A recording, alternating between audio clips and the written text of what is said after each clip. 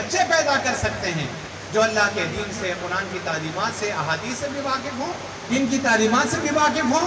انگریزی اور اسی طرح دوسرے علوم سے بھی واقف ہوں۔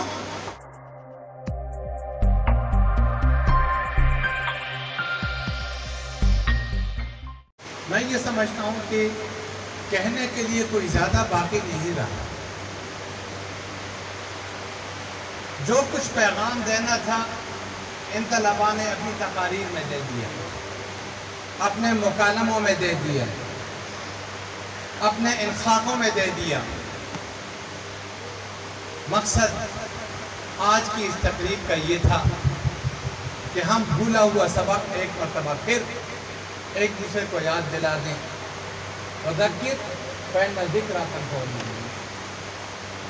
اس لیے کہ اگر ہمیں یہ بات یاد رہتی کہ ہم غلام تھے، یہ بات یاد رہتی کہ ہمارے آباء و اجداد نے بہت بڑی قربانیاں دے کر اور گویا خون کے دریا عبور کر کے اس منزل کو حاصل کیا تھا، اس کا ایک خاص مقصد کے لیے حاصل کیا تھا۔ وہ مقصد ہمارے پیش نظر اگر ہوتا تو آج ہمارے ملک کا یہ حال نہیں۔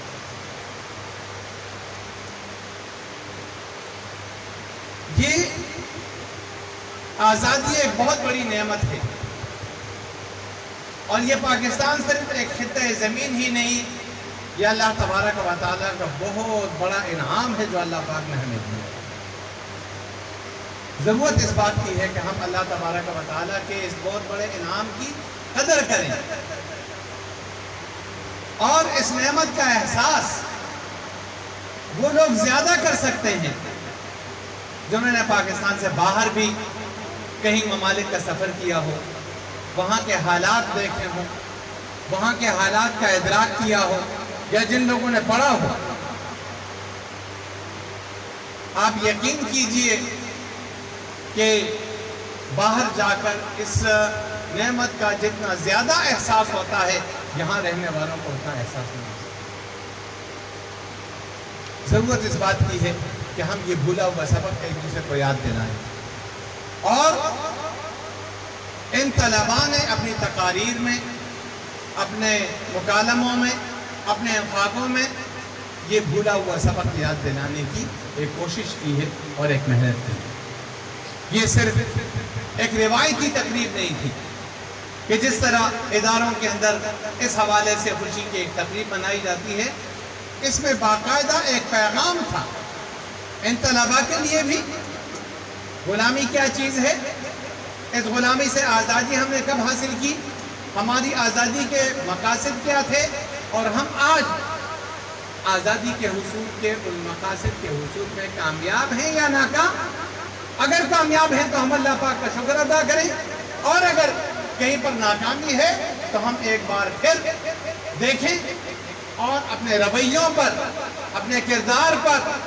اور اس ملک کے اندر جو کچھ ہم کر رہے ہیں ایک بار پھر اس کے بارے میں ہم سوچیں اور ہم دیکھیں کہ ہم ٹھیک کر رہے ہیں یا غلط۔ جب تک ہم اپنے رویوں کی ایک مرتبہ جانچ نہیں کریں گے، جب تک ہم دیکھیں گے نہیں کہ اس ملک کے لیے ہم کیا کر رہے ہیں، اور اپنی مقدور بھر کوششیں نہیں کریں گے، ہر فرد، یہ صرف حکومت کی ذمہ داری نہیں ہے بلکہ ہر فرد کی، ہر ادارے کی، جس طرح حضرت مولانا سیف الاسلام صاحب نے آپ کے سامنے یہ بات رکھی، الحمدللہ جامعہ عثمانیہ نے اس بات کا احساس کیا، حضرت مفتی صاحب دامت برکاتہم العالیہ نے اس بات کا احساس کیا کہ اس ملک کی انتظامیہ کے اندر، اس کی اس مشینری کے اندر، جو ملک کو چلانے والی انتظامیہ ہے، اس کے اندر اگر ایسے لوگ آئیں گے کہ وہ اللہ کے دین سے بھی واقف ہیں، وہ قرآنی تعلیمات سے بھی واقف ہیں، وہ رسول اللہ صلی اللہ علیہ وسلم کے ارشادات سے بھی واقف ہیں، وہ ایک اسلامی مملکت، اس کے ایک خاکہ بھی ان کے ذہن کے اندر ہو، اگر اس طرح کے لوگ ہمارے کی پوسٹوں پر آئیں گے، انتظامیہ کے اندر آئیں گے، تو ہم کسی قدر کوئی تبدیلی لا سکیں گے۔ ظاہر ہے ایک ادارے کی کوششوں کی وجہ سے پورا ایک ملک بدل نہیں سکتا، لیکن حضرت مفتی صاحب نے لوگوں کو ایک سوچ دے دی،